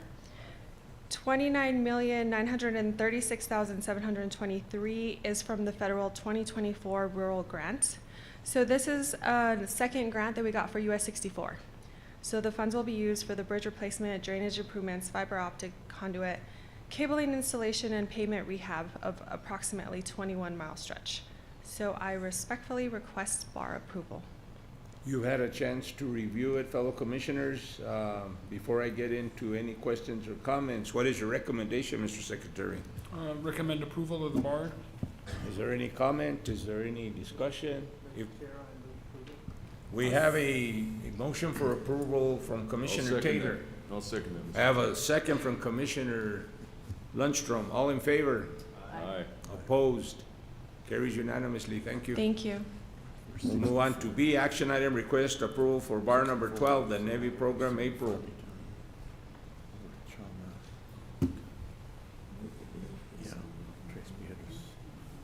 Welcome. Thank you, Chairman Adams, Secretary Cerna, members of the Commission. My name is April Naranjo, and I'm the Special Projects Program Director within NMDOT. So I'm here today as an FY25 bar is required to increase the budget authority in contractual services, which is CAT 300, for the project design and construction program by $23,146,763, of which $18,517,410 is in federal funds, and $4,629,353 is in the state road fund balance. These funds will be used to implement the National Electric Vehicle Infrastructure, the NEVI program, established by the Federal Highway Administration. This program will strategically deploy electric vehicle charging infrastructure and establish an interconnection network to facilitate data collection, access, and reliability. The state road funds balance supports the match requirements. So we respectfully request your approval of this bar. Fellow commissioners, you've had a chance to review it. Before I ask for a motion, Mr. Secretary, what is your recommendation? Mr. Chairman, Commissioners, I recommend approval of the bar for NEVI program. there's no questions and comments, what is the pleasure of this Chair? commission? Mr. Chair, although I don't drink, I will approve, ask for approval of bar number 12. We have a motion for approval I of second that, Mr. bar Chair. number 12, the Navy program. And we have from Commissioner Taylor, a second from Commissioner Lundstrom. All in favor? Aye. Opposed? Thank you. Thank you, Mr. Chairman, members of the We'll commission. go on to the action item, request approval of bar number 13, Dona Ana County and Metropolitan Planning Organization projects. Joe De La Rosa. I got the same haircut as Joseph, so I was selected to present these items. So, and I used to be the county engineer for Dona Ana County, so I'm very familiar with that project. And the first one is for the MPO, El Paso MPO, that participated in the planning. That's 150,000, which you have been committed already to it. And the second one is for Dona Ana County for the bridge in Santa Teresa. That bridge is 90% design completed, and it was just submitted, actually this week, it's gonna be submitted to Federal Railroad Administration to review the plans. So that project is gonna go to bid if the funding is provided in June of 25. So that project is ready, and is a $40 million project, almost 40, 38 million. And Dona Ana County is providing the match, majority of it, but they were lacking funding.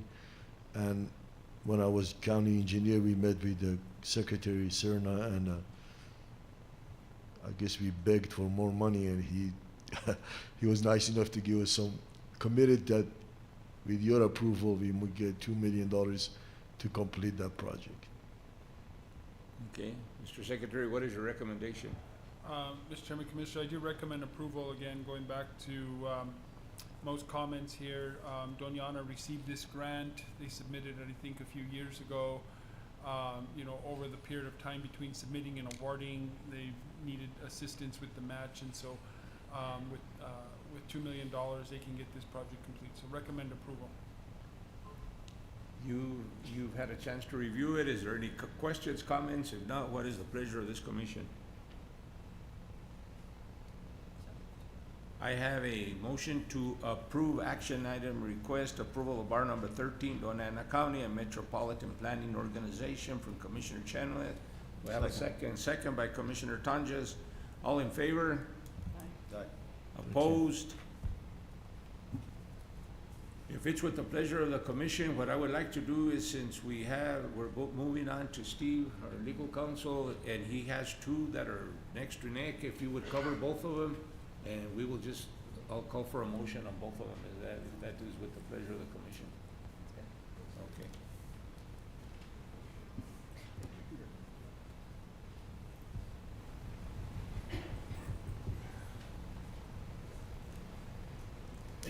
Mr. Chairman, Commissioners, the first item is a adoption of approval of proposed amendments to Commission Policy Number 93, the Transportation Asset Management.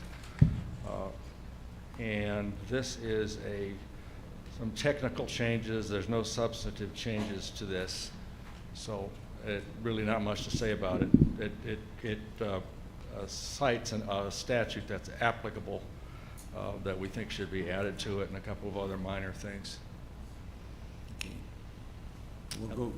You want to go to the second one? Yeah, go to the next one, Okay. and I'll ask for a motion on The both. second one is the approval to adopt a resolution imposing a length restriction on New Mexico 159. As the commission will recall, the commission approved that the last commission meeting, but it actually requires a commission resolution signed by the commission and a vote on approving the resolution. So that's the two things we've got. Mr. Secretary, what is your recommendation? Mr. Chair, I always like to thank legal counsel, always staying on top of where we need to make changes to commission policy, bringing them up to date, but I recommend approval on both. The changes to commission policy number 93 and the resolution on New Mexico 159. Well, commissioners, you've had a chance to review it. Is there any questions, comments? If not, what is the pleasure of this commission? So moved, Mr. Chair. We have a motion by Commissioner Tonjes for the approval of amendments to Commission Policy Number 93, Transportation Asset Management CP 93, and to approve and adopt the Commission resolution imposing a length restriction on New Mexico 159. Do I have a second? I second that, Mr. I got a second from Commissioner Lundstrom. All in favor? Aye. Opposed? Both of them carry. Thank you. Thank you, Mr. Chairman, Commissioners. We will move on now to action item, request of approval for amendments. John. Hello, John. Good morning, Mr. Chairman. Good morning, members of the commission, Mr. Secretary. So at the last commission meeting, I had presented on our proposed amendments to CP4, which is the rule, the Commission Policy 4, which is the commission policy that governs rulemaking, commission policies, and also our internal administrative directives. And for this book, you had in the book the proposed, the current rule and the proposed changes to the rules. And these changes are really to bring the rule in line with the current default rule on rules passed by the, enforced by the Secretary of State, passed by State Records and Archives, and with the statute, as well as just to clean up some of the issues from where this commission policy in the past have been kind of changed more ad hoc, and we did a more full overview of it. And a couple of the things I wanted to highlight that bring to your attention is we follow the state rules on rules, the default rule on rules, which is, as I said, promulgated by state rules and State Records and Archives. And that rule has made some changes to streamline things like publication. So currently we publish in 6 newspapers, 1 in each district. The rule only requires that we publish online and through the Sunshine Portal. What we're proposing in this rule change that I brought to your attention last session is, or in this policy change, is that we publish in 1 newspaper as well as on the Sunshine Portal and in the New Mexico Register and on NMDOC's website. And as commissioners, if you think we need to publish in more than 1 newspaper, you can tell us that when we open a rulemaking action. So it moves it from we have to publish in all 6 newspapers to permissive. If you want us to publish in all 6 newspapers, we can do so. Or if you feel it impacts one district more than others and we need to have that published in a newspaper in that district, we can do so. So it doesn't hold us or forbid us from at any given time of going back to 6 advertising and say, okay. No, and if you want to, you can ask us for any rulemaking. Okay. And it's the same as under the current rule, you have the authority to ask us to hold a hearing in each district, or we just hold it in Santa Fe. Now we're just moving the newspapers into that same type of situation, where if you want to have us advertise in all 6 newspapers, we will. And I think depending on what we're going to advertise, that then we could make that decision. So right. Thank you. And an additional thing is we've had a really hard time finding court reporters. In fact, we had a hearing before our new hearing examiner for a Transportation Regulation Bureau matter yesterday, and we had to schedule it in April because she couldn't find, or we had a pre-hearing conference. We had to schedule a hearing in April because she couldn't find a court reporter before April. So one of the things we're asking to do in this change to the CP4 is go from requiring a court reporter to recording the public hearings that we have in association with the rulemaking. The default rule on rules allows whatever method is used in the district courts, and the district courts do now use recording, audio recording. So this policy change would also allow us to do that and take care of some of the problems we've been having, at least on the rulemaking end, with finding court reporters. And we'd be within justification. Yes. Yes, okay. sir. Mr. Secretary, what is your approval? Recommend approval of changes to Commission Policy 4. You've had a chance to review it. You've heard from our legal counsel. What is the pleasure of this commission? I'll make that motion to approve. We have a motion to approve the approval of proposed amendments to Commission Policy Number 4, New Mexico State Transportation Commissioning Rules and Policy CP4. And we have a motion from Commissioner Chenoweth. Do I have a second? Second by Commissioner Taylor. All in favor? Aye. Thank you. Thank you, Chairman Adams. Thank you, members of the commission. We'll move on now to Clarissa. How are you? And what we'll do, Clarissa, is I'll let you do both of them. You have two of them. You can do G and H. And then we'll ask what the commission wants to do. They're in a bad mood today. Never. Good morning, Commissioner and members of Commission, Secretary. I'm here this morning to request, first item is to request approval for the FY25 Local Government Road Fund Match Waiver Program. The Local Government Road Fund Waiver Program allows the department to distribute up to $1 million to assist entities who can demonstrate a financial hardship, and they can use this as a portion or for all of their 25% match requirement. The projects listed on page 92 have been analyzed by the Department of Finance and Administration and the Public Education Department and have been deemed eligible for the waiver program. So I request approval to issue $427,809 to match waiver for LGRF entities. Okay. And next, I have the request for approval for the FY25 Transportation Project Fund Match Waiver Program. So the Transportation Project Fund authorizes the department to distribute a portion of the transportation project funds to entities that can demonstrate financial hardship for use as their 5% match. The projects on page 97 have been reviewed and analyzed by the Department of Finance and Administration have been deemed eligible for the waiver program. So for TPF, we are requesting approval to issue $304,404.77 for waiver funding. Okay, Mr. Secretary, what is your recommendation? Mr. Chairman, before I have a question for Clarissa, sorry. Oh, no. Clarissa, we had, when we I knew it. But He's not getting a raise either. Yeah, it's an important one because when we presented the TPF projects to commission, we identified alternate projects that if the match waivers allowed, we'd be able to fund.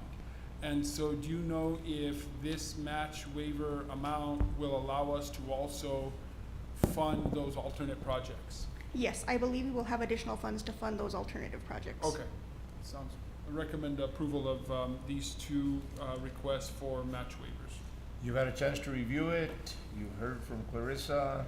What is the pleasure of this commission for, number one, approval of FY 2024-25 Financial Hardship Match Waiver Program Local Government Road Fund, and H, approval of FY 2025 Transportation Project Fund Match Waiver Program?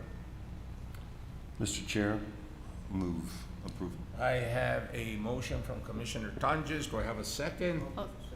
I got a second from Commissioner Taylor. All in favor? Aye. Opposed? They both carry, and thank you. Thank you.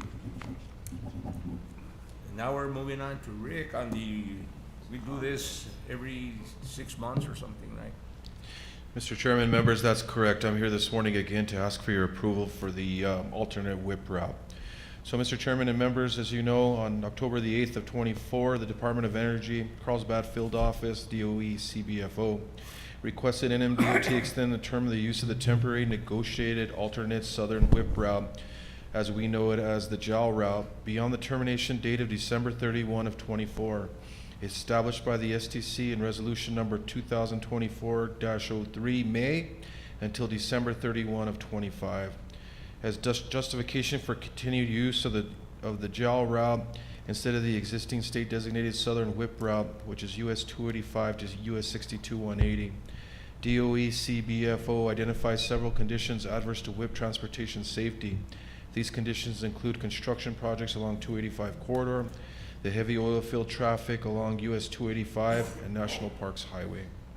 The NMDOT recommends the STC extend the term of the JAL route and allow the DOE CBFO continued use as a temporary negotiated alternate southern whip route until June 30 of 25, unless terminated earlier by notice. So, Mr. Chairman and members, I do ask for your approval. Thank you, Mr. Secretary. What is your recommendation? I recommend approval of the extension of this agreement. Fellow commissioners, you had a chance to review it. What is your? Move approval. Okay, we have a motion by Commissioner Tonjes for approval of extending the term of use of the jail route as a temporary negotiated alternate southern whip route. We got a second by Commissioner Taylor. All in favor? Aye. Opposed? That carries. Thank you. Thank you, Commission. Now we'll go on to Paul, an action item to abandon a certain segment of right-of-way easement on New Mexico 528 as being unused and not being necessary to the present or future operation and maintenance of New Mexico 528. Good morning, Mr. Chair, Secretary, Commissioners. We have before you the brief to abandon that segment of right-of-way easement along New Mexico 528. New Mexico 528 is a corridor at the north end of the city of Albuquerque, near the border with the city of Rio Rancho, and yeah, this is most descriptive. The photograph is. I was going to draw your attention to it. Anyway, let me read into the record here some background on this request here. In 1960, Albert J. Black, Mary Jane Black, and A.F. Black, and June Black, collectively the Black family, as grantor and as owner of the underlying land, they granted a roadway easement 200 feet in width, which came to be constructed as New Mexico 528, also known as Alameda Boulevard. A condition of the grant of easement was that in the event the easement were to be abandoned, the easement would be terminated and returned to the grantor, the Black family. The Black family is working with Mr. Julian Garza, a prospective purchaser of the land who intends to develop it and who initiated the request to NMDOT that the easement be abandoned. New Mexico 528 was constructed as a state route within that 200-foot easement, though not fully occupying its full width. As a result, there's a portion of the original easement that is not necessary for present or future NMDOT highway purposes. In 2011, NMDOT executed a quitclaim deed and an agreement with the city of Albuquerque by which the city would assume roadway ownership of the segment of New Mexico 528, that is Alameda, between Corrales Road and Cottonwood Drive, and that was following a 2010 road transfer agreement between DOT and the city of Albuquerque. The city of Albuquerque has vacated, abandoned, and released the easement, including its quitclaim deed. So DOT was the owner of 528, entered into an agreement handing it over to the city of Albuquerque. The city of Albuquerque took the city of Albuquerque's in agreement with vacating the unnecessary portion of that 200-foot wide swath shown in the photograph there in red, as and it's roughly 50 wide by about 330 feet long, containing 0.3790 acres. So the Black family, represented by today by Mr. John Black, supports this request for the abandonment of an unused portion of the original easement containing the 0.3790 acres. In a previous action by the Commission in 2008, by the way, a different portion of the same 200-foot easement in New Mexico 528 adjoining this request was abandoned by NMDOT. So on the photograph showing on the screen there, there's a portion south and adjoining this segment. South on that photograph would be to your right from that right hand 50-foot line, extending further to the right. In 2008, DOT abandoned that easement. The same sort of action that that's before you today. Anyway, so this is consistent with Administrative Directive 701 and Section 15.4 of the NMDOT Right-of-Way Handbook. And this request has been reviewed within the department, and it has been determined that this easement can be abandoned subject to certain conditions.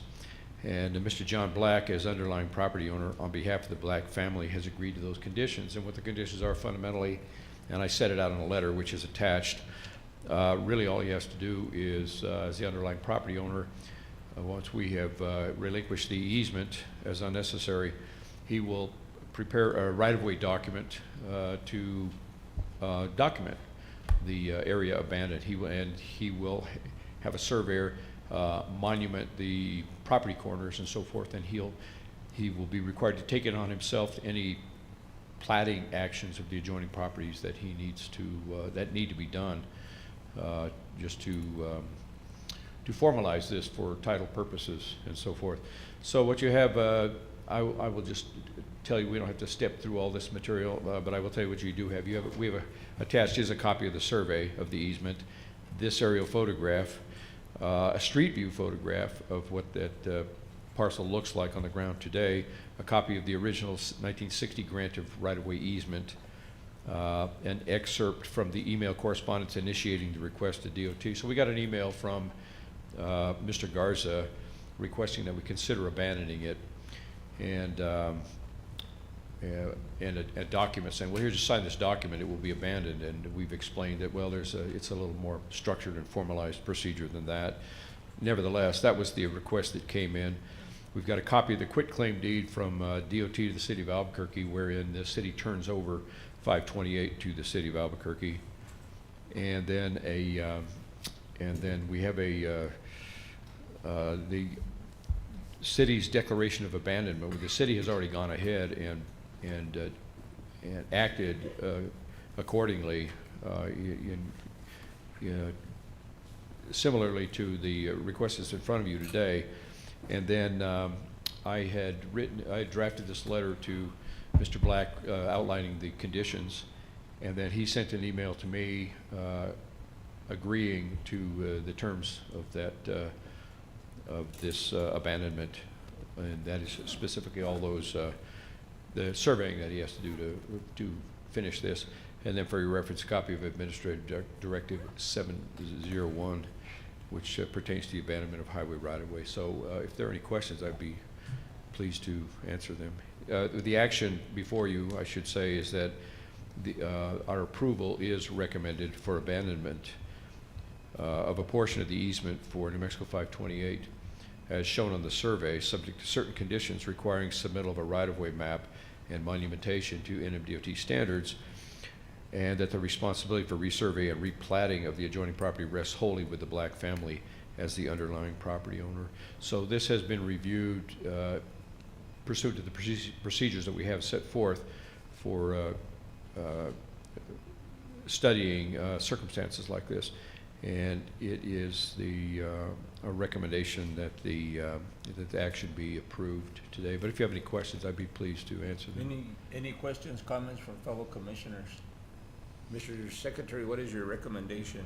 Thank you, Paul, for the work on this and getting it ready for the commission meeting. I request approval of the District 3 request to abandon this segment. There's been a recommendation for approval to abandon a certain segment of right-of-way easement on New Mexico 528 as being unused and not being necessary to the present or future operation and maintenance of New Mexico 528. What is the pleasure of the commission? I have a motion from Commissioner Chenoweth. Do I have a second? I have a second from Commissioner Tonjes. All in favor? Aye. Opposed? Opposed? Passes unanimous. Thank you, Mr. Chair. Brasher. With that, how long will yours be, Aaron? Okay. That way I know whether to give a break or not. Some of these people are mad dogging me already. It's almost lunch, that's all I'm Yeah. gonna say. Mr. Chair, Commissioners, this is a request to enter into a road transfer with the City of Sunland Park. The road number is FL 6301, known as Sunland Park Drive. NMDOT Right-of-Way Bureau Property Management Unit received a request for a road transfer agreement between the City of Sunland Park and the New Mexico Department of Transportation District 1. The transfer involves conveying jurisdiction and maintenance responsibilities for FL 6301 Sunland Park Drive to the City of Sunland Park. A total distance of 1.112 miles. The proposed transfer will reduce department maintenance responsibilities. There's no action required on this today. It's for discussion purposes only, and I'll stand for any questions. I don't think I'll leave it up to my fellow commissioners. I don't think there's any questions at this time. I think that we can get all the data and information to us. And it doesn't have to be like on our packet right before the meeting, the sooner the better. That way all the commissioners have a chance to review everything. So thank you. Will do. Thank you. Adam, where's Adam? Are you, I'm gonna go ahead and we'll continue. It'll be And quick. Again, this is for information only, so there will be no action. Chairman, Commissioners, Secretary Serna. So District 4 has been contacted by the Las Vegas Veterans Group, and they are requesting to dedicate the I-25 exit 343 interchange in honor of Felix R. Varela and the Vietnam Veterans of America. I-25 343 interchange is the southernmost interchange in the city of Las Vegas in San Miguel County. It's the interchange that's in front of the district. It's in front of our District 4 office. And Mr. Felix R. Varela, he was a native New Mexican, and he had a dedicated military career during the Vietnam War. He did make it back from the war, but he has since passed. And the district has no opposition to this request, and at this time we're just seeking approval to proceed. There's no action required at this time. And I know it's for information over, but I always ask of these dedications. It has gone through the process and been approved, and everything has been researched and That is correct. okay. Since it is for information, I will ask you the same thing, is that as soon as you have all the information on this, get it to the commissioners as soon as possible so that they have a chance to review it. And that way that if there's any questions, comments, there's a lot of time. And so with that, we appreciate you coming up here, and I know that the veterans, the Vietnam veterans, have been requesting this, so thank you. Thank you. Is there any other person or business to come before this commission? If not, this is everybody's favorite part of the meeting. If not, again, and since everybody's here, I want to wish everybody, again, a happy Thanksgiving, a safe and a blessed, and to your families, continue to do the wonderful job you're doing. It's very, very much noticed and very, very much appreciated. So with that, do I have a motion for adjournment of this commission meeting at approximately 10:32? I have a motion from Commissioner Chenoweth. Do I have a second? Second by Commissioner Taylor. All in favor? Opposed?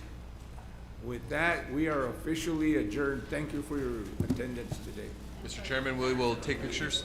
Yeah, we'll Okay. take pictures. Okay, team, we're gonna take some pictures. Stand by.